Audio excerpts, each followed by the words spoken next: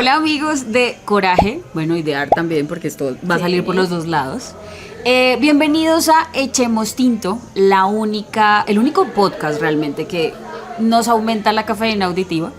Esto es un podcast bastante interesante porque hablamos de trayectoria, hablamos de trabajo y hablamos de periodismo en este caso. Tenemos un invitado muy genial, pero por el lado primero hay que presentar a Juana. Hola a todos, ¿cómo están? Juana hace parte de Coraje, entonces también hay que reconocer los medios para ese lado. Yo soy Cata Chaparro, yo soy de Art Stream Magazine y tenemos un invitado muy genial que también es medio. Señor, por favor, preséntese. Hola a todos, yo soy Juan David Trujillo, todo el mundo me dice Truji normalmente, y hace más de 10 años fundé Inside Sound y hoy me invitaron a hablar sobre medios de comunicación independientes, así que yo más que feliz de hacerlo. Juanda, ¿por qué la comunicación? ¿Cómo la escogiste y por qué dijiste, este va a ser mi camino en la vida? Bueno, a ver, el otro día estábamos recogiendo, yo me trasté hace poco de casa y estábamos recogiendo como mis juguetes de la infancia y me di cuenta que había una grabadora de una marca muy famosa de juguetes que tenía su micrófono, que grababa en cassette, y me acordé que yo hacía programas de radio en esa cosa o grababa la emisora. Y como que me cayó la ficha de que tal vez yo siempre quise hacer esto, pero antes de eso el primer recuerdo que tengo de haber querido hacer comunicación fue una vez que para una clase de inglés hicimos un noticiero y yo era el presentador. Y ya desde ahí, eso fue como en sexto, y desde ahí siempre quise. Y bueno, aquí estamos. Enamorado de esta vaina desde entonces. Como todo amor es complicado. Pero sí, muy. Siempre he querido hacer esto y creo que hacer mi propio medio fue la forma de permitirme hacerlo libremente, llamémoslo así. ¿Y cómo tomaste esa decisión de, bueno, un día salir de la universidad? Porque todos hemos sentido esa sensación de total desamparo por la vida, como vagando por el mundo, ¿qué hago con mi vida? ¿Cómo fue tomar esa decisión de, ok, quiero montar mi propio medio que hable de tal cosa y dirigirme hacia este público?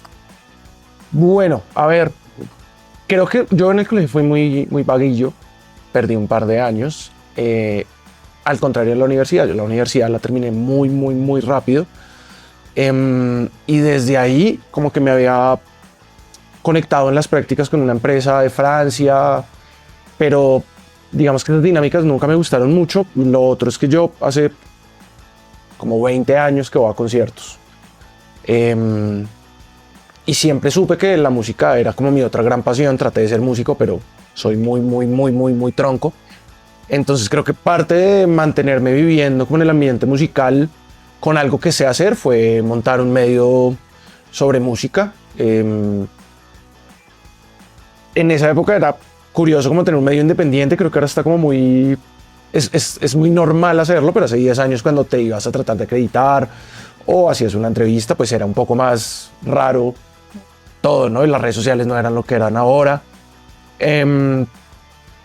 Traté muchas veces de como engancharme con un medio grande, y nunca fue posible. Entonces un día decidí hacer mi propio medio y bueno, acá ya después de tanto tiempo.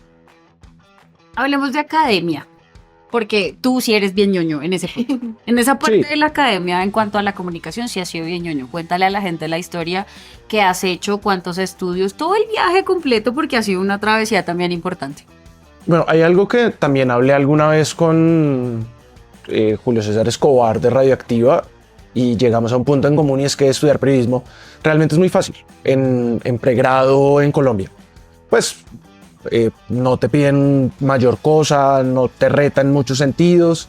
Entonces a veces cuando uno de verdad le gusta lo que hace, como que busca hacerlo bien, y a veces las herramientas que te da la universidad no te permiten hacerlo. Entonces yo hice también un curso de escritura creativa aquí cerca en Caro y Cuervo, gran academia, pues si quieren ir. Hice curso de locución, hice también, yo soy graduado de la Universidad Nacional de La Plata en una especialización en periodismo cultural. Y creo que esa fue mi última actualización a nivel oficial académica, pero también tener un medio de comunicación independiente es aprender a hacer de todo. Entonces, no muy bien, pero he aprendido algo de diseño y fotografía también. Eso me di cuenta un día que pues me dieron la acreditación para un fotógrafo y yo no tenía los recursos a nivel de medio para acreditarlo y pagarle lo que se merecía. Entonces decidí comprar una cámara y arrancar a hacer todo yo. Entonces es un gran do it yourself que sí, gracias por la pregunta, viene igual como bancado, llamémoslo, por estudios que sí he hecho y que me han hecho sin duda un mejor profesional. Bancado.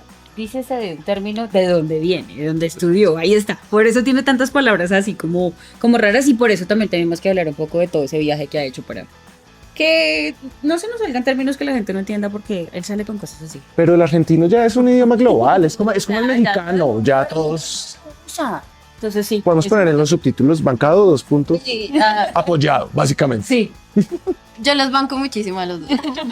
es verdad. Es muy cierto. Bueno, qué interesante. También cuando mencionas el tema de, ok, cuando tienes un medio independiente tienes que aprender a hacer de todo. ¿Cómo ha sido el tema de monetizar? Porque sé que, bueno, en mi caso ha sido muy difícil conseguir los recursos.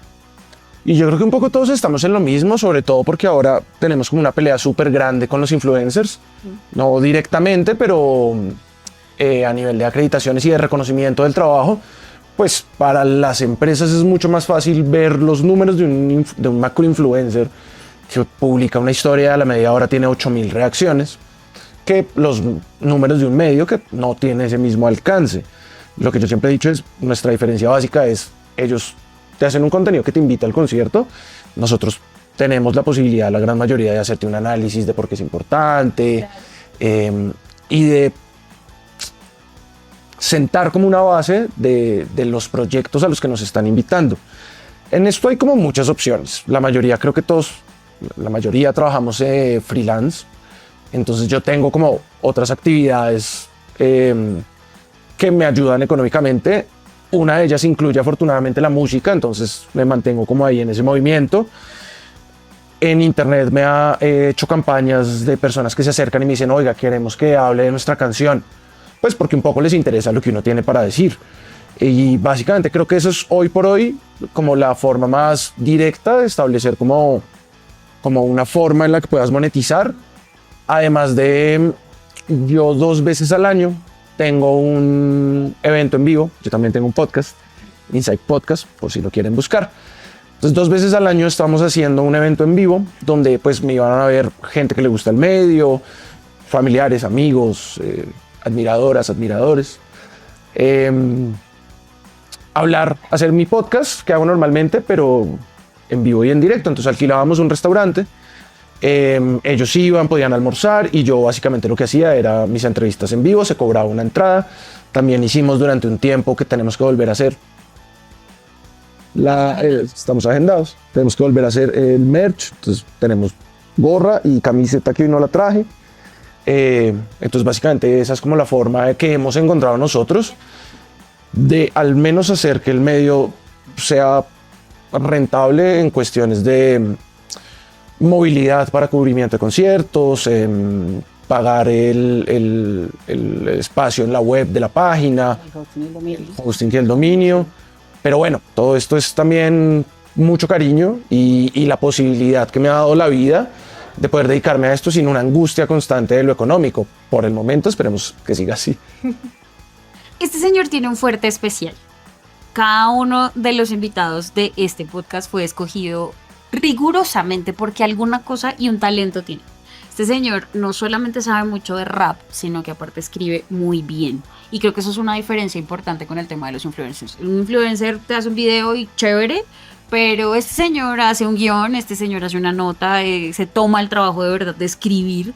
Y creo que ahí está la diferencia. Cuando hay un periodista que realmente se toma su trabajo en serio y hace este tipo de cosas, creo que marca ya esa brecha que hay entre ellos y nosotros. Y aquí es donde hay que hablar de esa parte importante.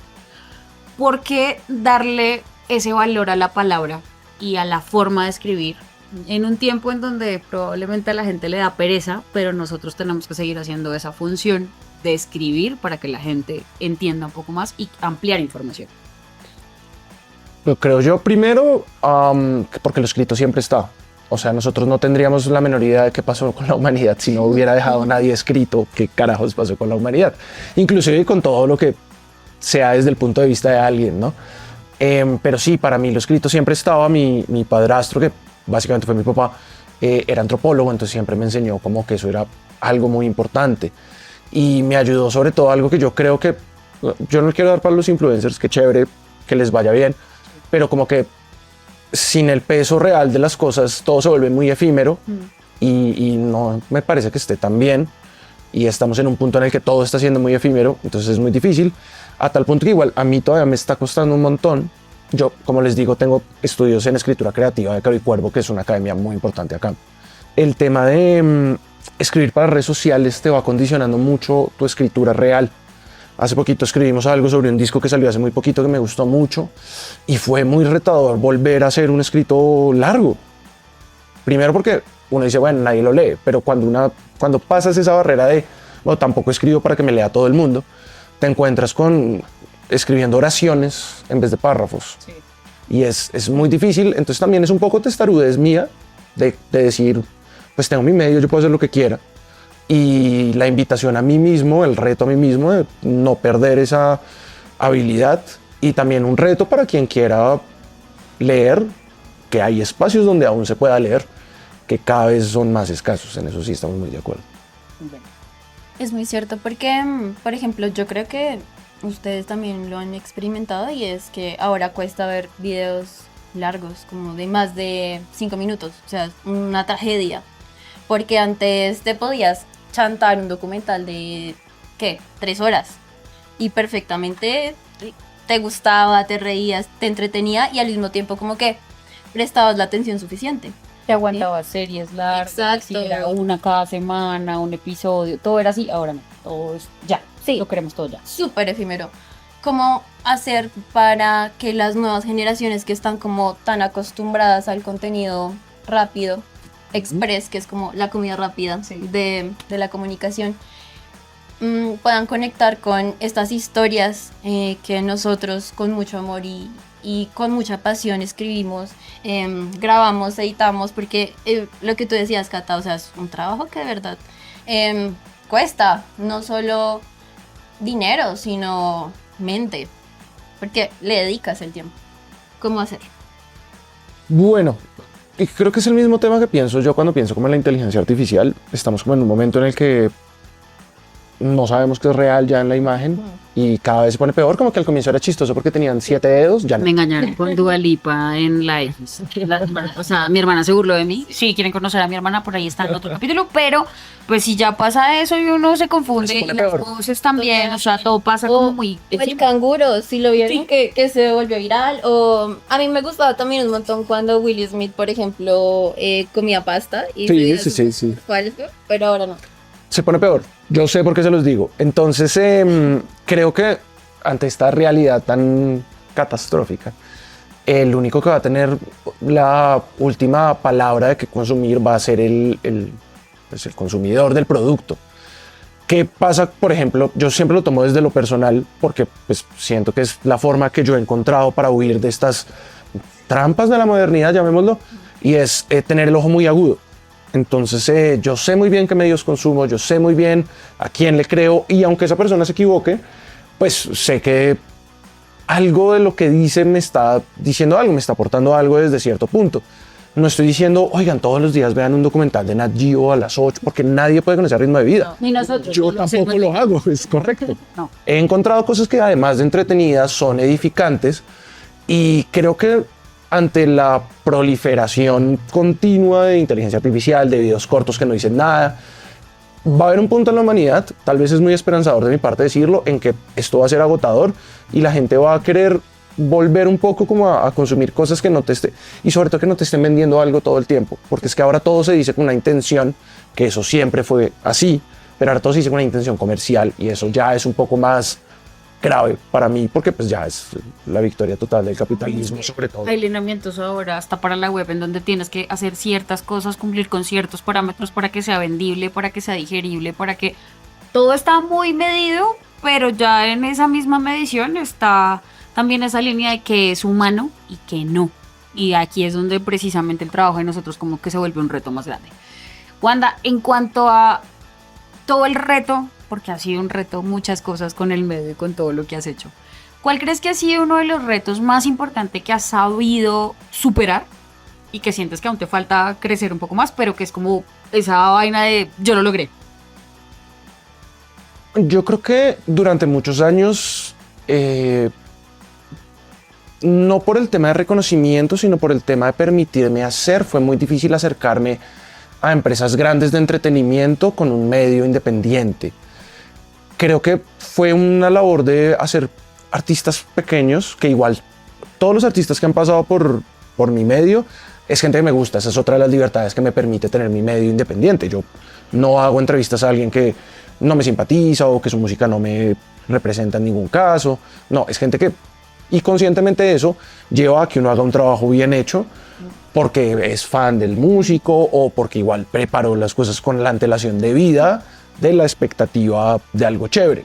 Entonces creo que una vez que uno hace los artistas chiquitos de, vamos a ponerle cualquier nombre, Inside Sound Entretenimiento, y se dan cuenta que el trabajo de uno está bien hecho, que tiene valor, contenido. Creo que la cosa que más me agrada a mí cuando termino una entrevista es, siempre le pregunto al entrevistado, oiga, ¿cómo estuvo todo? Y siempre me han dicho, maravilloso, me encantó, me gusta mucho esto. Entonces, ver eso ha permitido que se nos abra la oportunidad de entrevistar artistas un poquito más grandes. Entonces, eso fue un reto muy grande, pero se ha ido consiguiendo cada día un poquito más. Y bueno, aquí estamos con la fotografía, por ejemplo, también fue muy retador, porque yo no soy fotógrafo. Tomé algunos cursos de fotografía en electivas de la universidad. Yo también. Pero no, claro, la primera vez que me tocó un foso de fotografía fue el miedo constante y yo veía las fotos que tomaba y decía... Y nos preguntaba si me quedó bien. Está chévere. No, yo es creo que que está cool, pero ¿te gusta? Sí, está cool. tomaba 400 fotos para publicar 5, porque las otras 395 eran terribles. Pero bueno, También porque la cantidad obedece a que nos toca reducirlas para que todo se vea como más cool, porque no se digiere tampoco como una galería de 50 porque no las ven. Sí, ¿no? Y 400 es un montón, o sea... bueno, era un número X, Pero pero sí. la lata de normalmente sí. Tenemos muchas fotos también. Entonces cada vez va uno viendo que agudiza un poquito más el ojito en ciertas cosas, le sabe uno mañitas. Uno entra a YouTube y afortunadamente es una biblioteca gigante, entonces para comprarte un lente nuevo, para cambiar de filtro, para ver en qué momento deshacer, desde qué lado tomas qué cosas, cómo le subes el ISO, bueno, bla, bla, bla. Es muy bueno, entonces creo que ese es otro mensaje que me gustaría dar. Si alguien quiere iniciar un proyecto, siga aprendiendo todos los días, porque incluso no desde lo oficial, si no hay tiempo o plata para hacerlo oficialmente, sí es muy importante aprender algo nuevo todos los días, y yo siento que cada vez que salgo a un evento algo nuevo se hace, algo se aprende. Y yo pienso también en el periodista que era cuando arranqué en esto y el que soy hoy en día, y wow, he mejorado muchísimo. Sí, y justo todos estamos como en esta evolución constante y nos nutrimos. O sea, justo la conciencia colectiva que tenemos es muy bonita y se nota, o sea, porque, ok, yo me veo 2 años atrás y una persona totalmente distinta, ¿sí? Me junté con esta mujer y fue pucha, me abrió un mundo de posibilidades y al igual, o sea, y está en eso, en crear conexiones, en buscar alternativas, seguir informándose, porque eso es lo más importante y más si estamos en este medio, que es de informar. Y aprender de todos, porque de una u otra manera terminamos aprendiendo de cada uno de los roles de nosotros y sabemos cuál es el fuerte. Pero, Juani, primero haz tu pregunta y yo tengo una que ya se me ocurrió. Listo. Juan, listo. Quería hablarle a ese niño, a ese fan emocionado por ir a cubrir conciertos, por ir a escuchar ese cantante, artista favorito que le tocó en su niñez. ¿Cuáles han sido esas canciones, esos artistas, esos momentos que te han marcado profundamente y te han transformado en tu campo, que es el periodismo musical? ¿Cuánto tiempo tenemos? No, A ver qué quieras. bueno, a ver, Yo recuerdo que en mi casa siempre se escuchó mucho salsa. De hecho, es chistoso porque ustedes me ven a mí en un concierto de salsa y yo lo paso muy bien, pero no. Tú hablas conmigo normalmente y yo no menciono la salsa porque... Pero bueno, la primera banda rock que yo escuché que me hizo como cambiar de este switch salsero fue Green Day. Entonces la primera vez que pude ver a Green Day fue emocionantísimo. Ahí, esa es una crónica que quedó en Inside Sound y quedó muy bonita, por ejemplo. Vayan y encuéntrenla. Yo creo que si ponen Green Day Inside Sound tal vez salga, pero está bien atrás en el archivo. Y creo que la otra gran conexión que yo hice siempre fue a través de la literatura con la música latinoamericana. Entonces siempre, y desde chiquito que fui a Rock al Parque, amé por sobre todas las cosas la música que se hace en este continente, en este pedacito de continente, pues. Y bueno, ya si hablamos de Charlie, haber visto a Charlie en Rock al Parque fue una cosa que todavía me lo preguntan y para mí no pasó. O sea, como que fue un sueño y es impresionante. Y ahí en adelante creo que yo viví el boom de los sonidos latinoamericanos, que ahora se fue como para otro lado, ¿no? Pues ahora el reggaetón es gigantesco y ahora el urbano y los corridos tumbados, y que también tienen lo suyo y es otra discusión. Pero creo que yo viví el boom del rock latinoamericano y eso me enseñó muchas cosas. Me fui a Argentina también a buscar eso, porque sí, yo fui a muchos conciertos acá donde la gente grita y salta, pero es que un concierto en Argentina, amigos, es otra cosa. Entonces, un poco también la idea de mi viaje a Argentina, además pues, de estudiar y de salir un poco del hogar, que es importante, fue ir a buscar ese espíritu del rock latinoamericano. Y no lo encontré solo en el rock, lo encontré en el trap, lo encontré en el rap, lo encontré en el tango, lo encontré en muchísimas cosas. Y yo creo que eso es lo que más me apasiona. A mí todavía, claro, no sé, viene un concierto de, voy a decir cualquier cosa, My Chemical Romance. Y a mí me encantaría hablar con My Chemical Romance y entrevistarlos, pero si tú me pones a mí mañana a Mon Laferte, a Rubén Blades, a Vicentico, yo creo que prefiero eso. Y para la gente es muy raro que uno de verdad prefiera lo latino, pero somos muy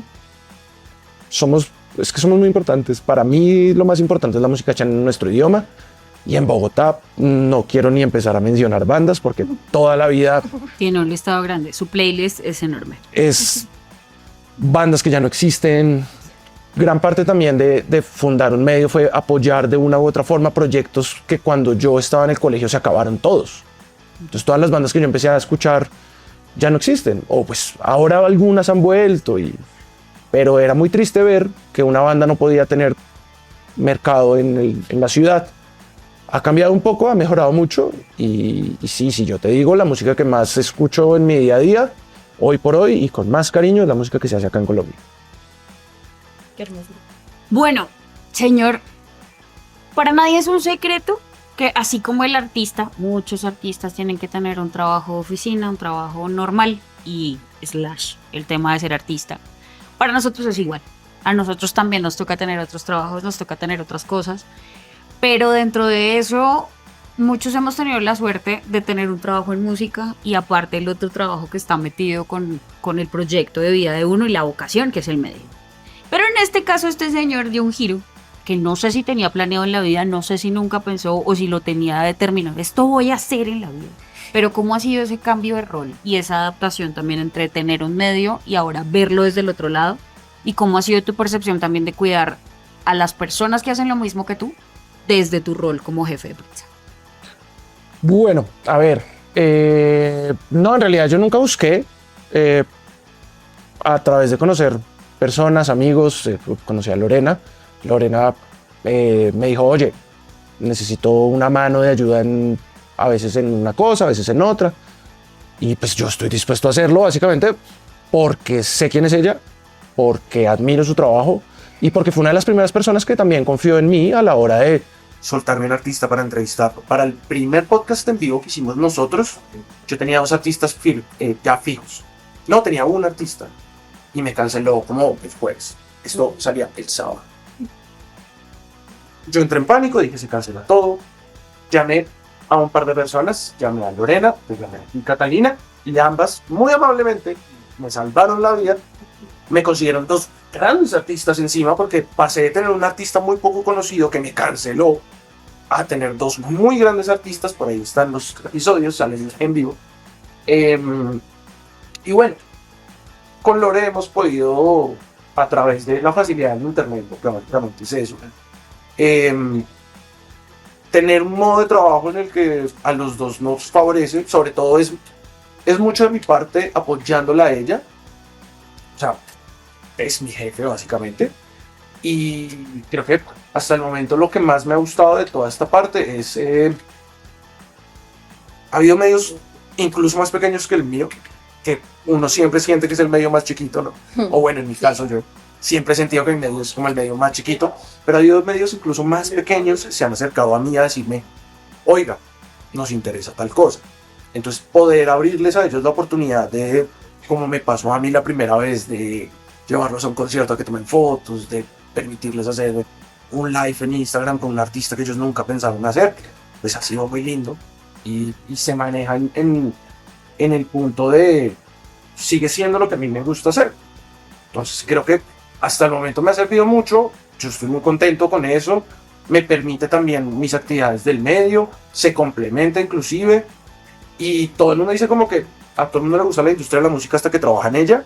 Yo creo que depende mucho de con quién trabaje uno.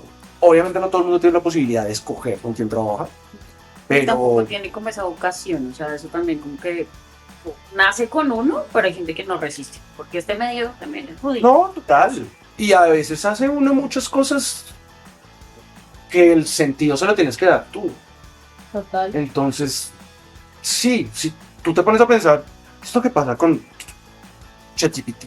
Si tú le preguntas a ChatGPT, oye, hoy tengo una entrevista a las 8 de la noche en un bar en la 200 con autopista. ¿Te parece que es rentable que yo vaya, gaste 2 Ubers? ChatGPT te va a mandar el carajo, te va a decir, No, no lo hagas. coge esa plata, métela al Bitcoin. Y económicamente es una gran idea. Pero yo a veces llego reventadísimo de conciertos, entrevistas, pero tan feliz como con la tranquilidad del trabajo bien hecho, con esa felicidad y ese valor solo se lo vas a dar tú. Y ojalá tus oyentes, tus consumidores del medio, si ellos logran ver el valor de lo que hay detrás, maravilloso. Lo mismo pasa cuando haces un podcast. Yo siempre pregunto, ¿hay algún tema del que no quieras hablar? No, mira, esto no me gusta, listo. Si tú me preguntas a mí desde lo rentable, y yo me imagino desde lo que te enseñan en la escuela, ¿y usted por qué le fue infiel a...? Pero el invitado te va a quedar así, vas a lograr un clip de redes, una chimba, pero suerte buscándolo otra vez. Sí, no. Suerte buscando otro entrevistado amigo del man. También está como la línea de la ética ahí, ¿no? O sea, Yo la tengo muy bien trazada, pero pues... hay gente que no y pues es su estilo. y Todo bien. les va mucho mejor en números. No sé ellos cómo se sientan en la vida diaria. Bueno, y retomando eso que dijo Juana, que es lo más importante, a mí me dieron una misión en un momento y me dijeron, por favor, apadrina a Juana, ayúdale, llévala a otros lugares. Y aquí estamos, haciendo cosas. En otros Y eso es lindo, sí. Eso ha sido muy lindo y creo que es una ventaja porque al final somos colegas entre todos, nos apoyamos entre todos, hacemos otras cosas y cuando necesitamos cosas puntuales de ciertas personas, los buscamos porque sabemos quién sirve para qué cosa y hacemos un trabajo chévere. Y justo, o sea, vuelvo y digo, aprendemos todos de todos. O sea, no hay pierde ninguno. Porque el medio más pequeñito del mundo te va a enseñar un montón de cosas como el medio más gigante y masivo del universo. Sí. Entonces, pues es muy bonito poder vivir estas experiencias. Desde la emocionada del primer concierto hasta la primera entrevista con el artista grande, que también es como el nerviosismo, las manos sudadas, que siempre pues sucede. O sea, Son las somos preguntas humanos. que uno se le olvida, uno dice cosas como locas y después, yo, ¿por qué pregunté eso? Pero pasa también. O porque hice este chiste, o porque dije esta cosa, cómo mejorar. O sea, es un constante cambio y un constante reevaluar para hacerlo muchísimo mejor. Exacto. Y nada, Juan, Dímelo, de nuevo. cuéntamelo todo. Ya que tocamos un poco más el lado personal, el lado profesional, ¿qué cosas le podrías, o más bien, qué consejos le darías a alguien que está empezando en esto? Que no sabe ni por dónde ir, no sabe a quién contactar, que está desesperado, que no ve números, no ve resultados, que también hay muchos medios de comunicación que se quedaron atrás. Sí, Sí. y grandes. Ajá. El Parlante Amarillo murió. Sí. Era chévere. Exacto. Ese fue de los primeros. Se murió Choc. Bueno, sigue. Exacto, es como, ok, yo tengo un medio desde 1999 y no logro actualizarme, ¿cómo lo hago? También, soy un medio que nació ayer, ¿cómo hago para llegar a las métricas, a los números? Bueno, a ver, es difícil, pero si pudiera sintetizarlo, y es un consejo que no se da solo en periodismo, es hagan amigos. No es fácil, sobre todo hoy por hoy. A mí una vez ni siquiera me nominaron, en mi cabeza me habían nominado al Premio Simón Bolívar de Periodismo como periodista joven, imagínate hace cuántos años fue. Eh, y en eso conocí... Bueno, no crean que es la barba. Es porque, no, pues, es un bebé, no crean. Tiene menos de 50, lo juro. Sí, por suerte. y 45 del segundo tiempo, decían en el Chavo. No, a ver, y conocí a una compañera que estudiaba conmigo en Caro y Cuervo, tenía una amiga. Y nada, eso, cóctel viene, cóctel va en el Premio Nacional de Periodismo Simón Bolívar. Nos hicimos muy amigos, esta chica le encantaba la música, a mí, pues ya lo saben, me encanta también la música, entonces como que hicimos buena amistad y nos hablábamos. Mi paso siguiente fue ir, en ese entonces no había el BIME, pero entonces era el BOM, Coso Círculo de Periodistas de Bogotá, Sí. Asociación Colombiana de Locutores, evento que hicieran, yo estaba allá, pero a pesar de ello me veo extrovertido, no soy tanto. Y la música tiene una dificultad muy grande en sí misma, y es que es muy difícil presentarte ante la gente porque no sabes qué cargo tiene esa persona. Entonces a mí me da mucho miedo decir como, hola, mucho gusto, yo soy Juan David, ¿tú quién eres? Y que me dijeran, no, soy el presidente del país. Y yo quedara como un pendejo. Ay. Entonces, a través de Caro, un saludo a Caro, le dije un día, oiga, parce, estoy cansado de ir al BOM y no hacer parche. Y me dijo, no, camine. Yo no iba a ir, pero camine y lo presento. Me presentó, entre otras personas, a Catalina, a las dos Catalinas. Bueno, terminamos en un parche como de 10 personas. No todos éramos periodistas, algunos eran jefes de prensa, otros eran managers, otros eran... Y ahí ya es el showtime, amigos. Si quieren hacer eso, ahí es showtime. Preséntese, diga que hace bien, demuestre que sabe de música. Yo creo que lo más importante para mí ese boom fue eso. Porque yo no me di cuenta, yo estaba con Felipe Grajales. Y estamos hablando del último concierto de Alcolíricos.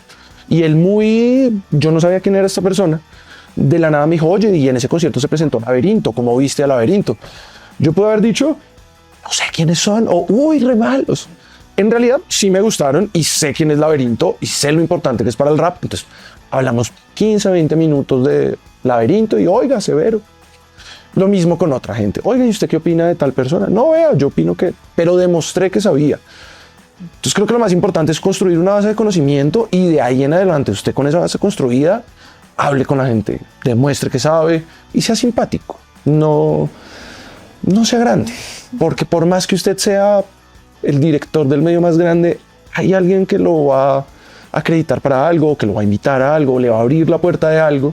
Y hoy por hoy, a pesar de que yo no trabajo en un medio grande, si tú le preguntas a la gran mayoría de medios grandes del país culturales, saben quién soy. No para que me contraten, me parece chévere hablar con ellos. A mí me gusta hablar de música, por eso hice un medio. Entonces creo que mi consejo es ese. Socialicen mucho y prepárense mucho antes de hacerlo. Que cualquier cosa que vayan a decir tenga un fundamento. Sobre todo porque hoy en día la gente está muy instruida. Entonces, si a ti te pagan por hacer un video sobre un rapero bogotano que no está muy escuchado, tú lo puedes hacer con la información base que te da el comunicado de prensa. Va a llegar alguien que va a ver tu video y te va a decir, eso no es así, vea. Este man no arrancó en este año, sino en este. Y queda uno mal como medio. Habrá gente que le importa, habrá gente que no. A mí todavía me importa mucho. Esos serían mis consejos. Buenísimos. Bueno, Juan, y hay una dinámica por acá, Sí. ¿cierto? Ah, Dios mío. Alistémosla. A ver cómo nos va. Bueno. A ver, La idea es que el invitado coja alguna de estas tarjetas y dependiendo del número, acá tenemos una pregunta como especial. o sea, las miro, espera. Sí. Sí, o sea, tú escoge la que te...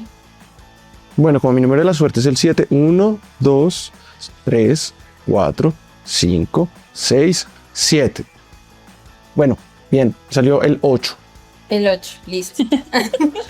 Ustedes como el chavo. hagan de cuenta que entendieron el juego.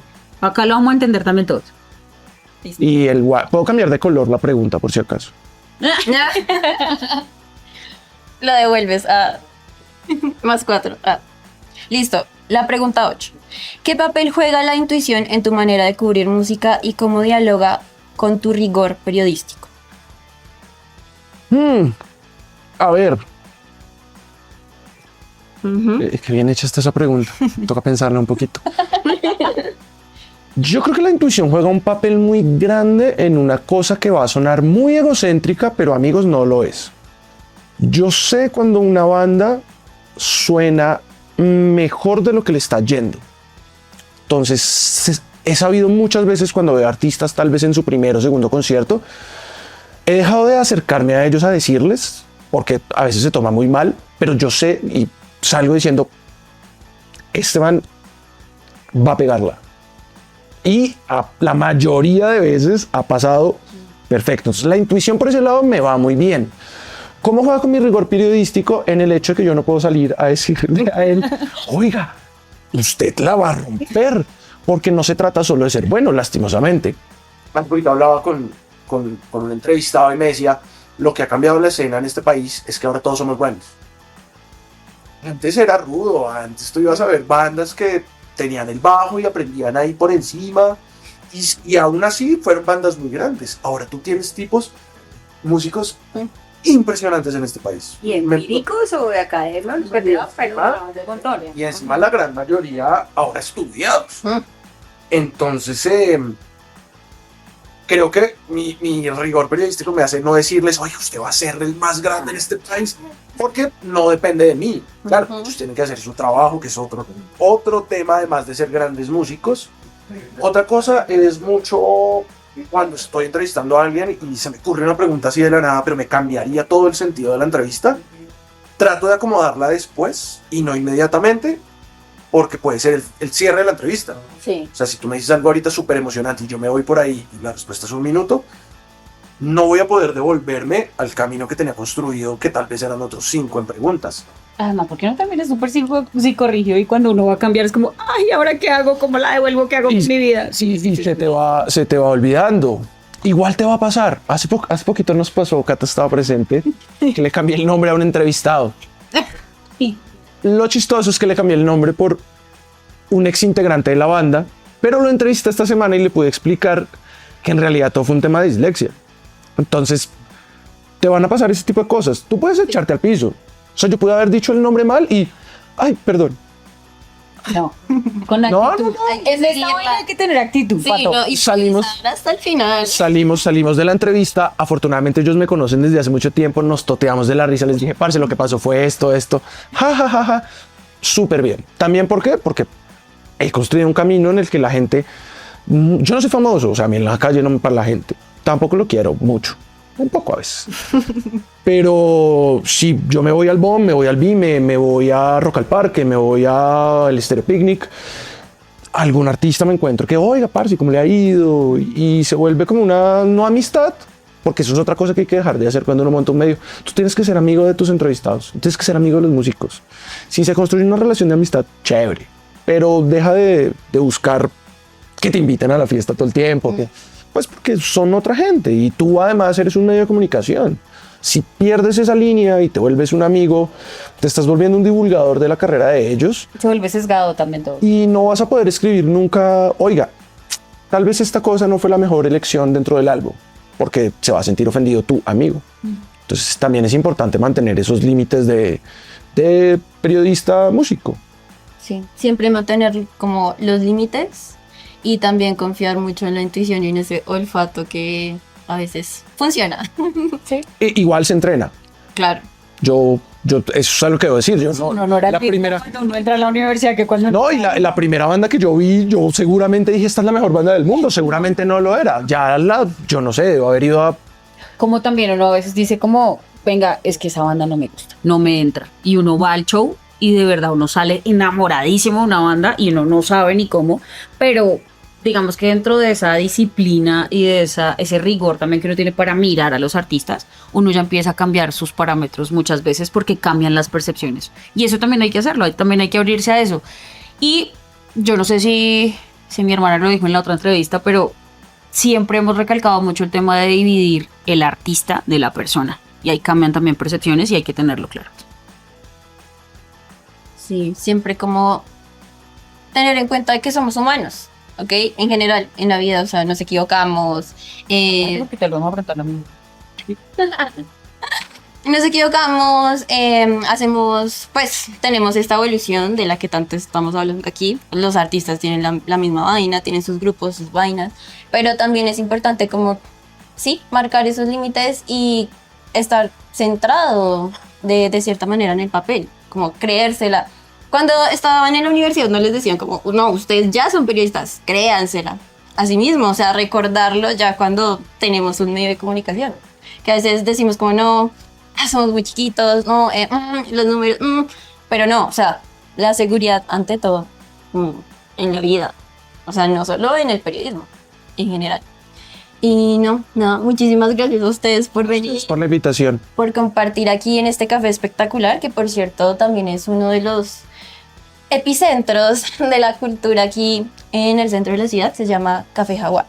Y estamos aquí hoy en sus instalaciones que nos las prestaron. Muchísimas gracias a Cata por estar aquí, por codirigir, que es una periodista excelente, a Juanito, el tocayo, que tiene un medio de comunicación brutal, que pues va a seguir creciendo, va a seguir Y hay que leer, hay que Ajá. darse el gusto de leerlo, es importante. Exactamente. Entonces, muchísimas gracias a ustedes por vernos. Espero que les hayamos aumentado la cafeína auditiva, claramente. Por favor, véanos en un próximo capítulo.